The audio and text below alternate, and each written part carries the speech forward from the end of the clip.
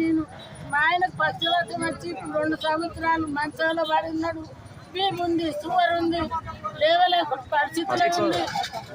నా పరిస్థితి ఏంది? మీరు న్యాయం చేయాలి. అయ్యలాలా మీరు న్యాయం చేయాలి. నాకు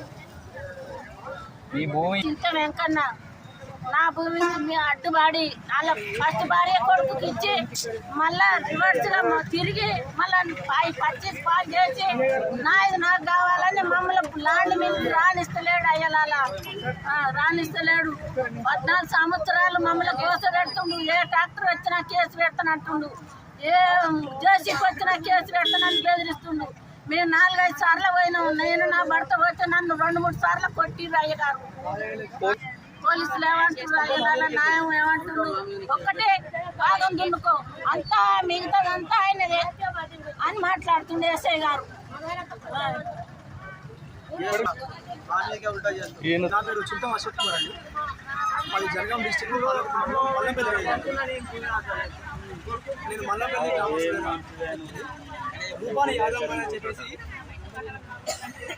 10 ఏళ్ల కింద ఈ 356 సర్వే మీద అది వదిలేయండి, మీరు మాట్లాడండి. 11 ఎకరాల భూమి అమ్మి ఈ భూమి అనుకుందండి.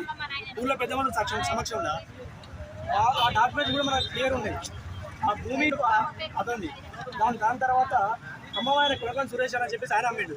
దాని తర్వాత రూపాని యాదమ్మ ఉందండి. అది ఒరిజినల్ డాక్యుమెంట్స్ ఉన్నాయి. వీళ్ళు కొంచెం ఒంటరి కులస్తులు. వాళ్ళు ఏంటంటే కొంచెం ఊళ్ళల్లో పోయి బతారు. సరే కంచాపుడు భూమి అది. ఏమైందంటే వీళ్ళు వెళ్ళి అక్కడెక్కడ పని చేసుకునే వాళ్ళు ఉంటది ఏడిపోతే వదిలేసారు. 2 నెలల తర్వాత భూమి మీదకి వస్తారకే చిన్న దున్ను మొదలు పెట్టిండు. వీళ్ళు వెళ్ళి ఏందయ్యా మా భూమి దున్నుతామంటే నీకు ఎక్కడదా అని చెప్పేసి వాళ్ళ మీద దౌర్జన్యం చేసిండు. వాళ్ళు భయపడి వాళ్ళు బ్యాక్ అయ్యారు.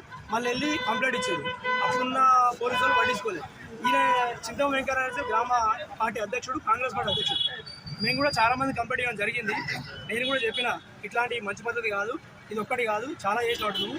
ఈయన చింతం వెంకయ్య అతను ఇది ఒకటి కాదు, మల్లంపల్లి నేర్గుడు నడిచే భార్య 35 గుంటలు ఆక్రమించిండు. జోగు అశోక్ అని చెప్పేసి 35 గుంటలు ఆక్రమించిండు. చింతం యాకయ్యది ఒక 32 గుంటలు ఆక్రమించిండు. దుబ్బదండ కరుణాయకది ఒక ఎకరం ఇగో అతను కూడా సాక్ష్యమే.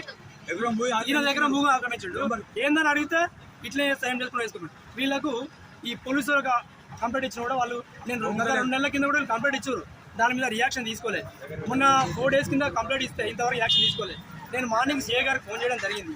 సిఐ గారు సార్ ఏమైంది సార్ ఇంకా రావట్లేదు అంటే, లేదప్ప రూపాని యాదమ్మ వాళ్ళ కూతురు వాళ్ళ భర్త వాళ్ళ కొడుకు మీద కేసు అయింది. ఇంకోటి సార్ చింతమాషకు నేను మధ్యలో ఆగిన సార్ మీరు ఎంక్వైరీ చేయండి ఫస్ట్ వెళ్ళొద్దని ఊళ్ళోకి రమ్మంటే వాళ్ళు రావడానికి చెప్పారు. నీ మీద కేసు అయింది తప్ప అంటే నేను వంట